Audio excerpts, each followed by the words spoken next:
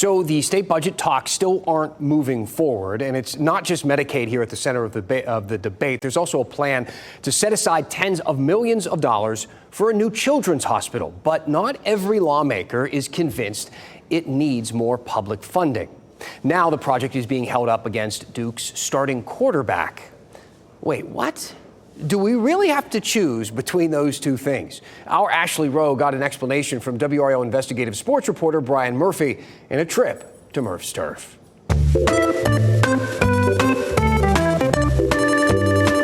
Murph, we got to talk about what House Speaker Destin said. He brought up Duke's quarterback while talking about funding for the children's hospital that is going to be built in Apex. Yeah, actually, I didn't expect Darian Mensah's name, that is his name, to get mentioned during a conversation about how the state keeps its budget going.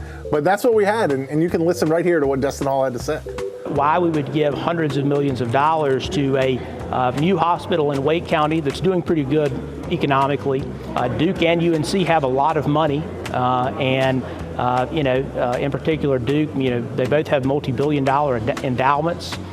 Duke paid Tulane's quarterback $8 million to come play for him this year, and our members are asking the questions of why is the state sending this money to two entities that already have a ton of it. I want to break this down with you because I think we need to do a bit of fact checking here. First of all, he brought up the salary, but then also he brought up the endowments and how that should be paying for this hospital. Doesn't all quite add up. Mensah's not on an $8 million contract. He's on a 2-year, $8 million contract. So about $4 million a year. Still one of the highest paid quarterbacks in college football. The endowments. North Carolina has an endowment of about $6 billion. Duke has an endowment of about $12 billion.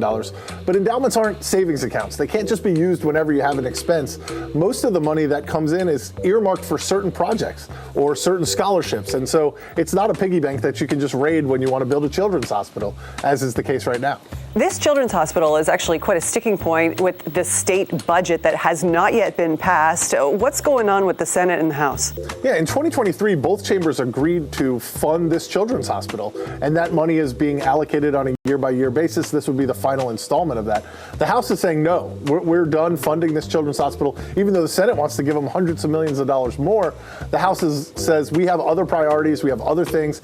And again, UNC and Duke have a lot of money. They can take care of this children's hospital, which now the House is saying maybe shouldn't even go in Wake County, that there are other needs across the state. So there are a lot of issues at work here.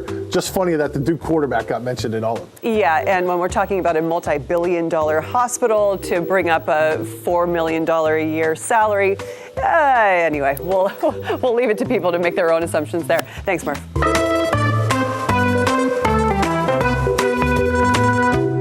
Always love a trip to the turf. We did receive a joint statement from UNC Health and Duke Health that reads in part, UNC Health and Duke Health will contribute their pediatric services equal to approximately $1 billion combined each year. Additionally, we have launched a philanthropic campaign that will raise more than $1 billion for NC Children's.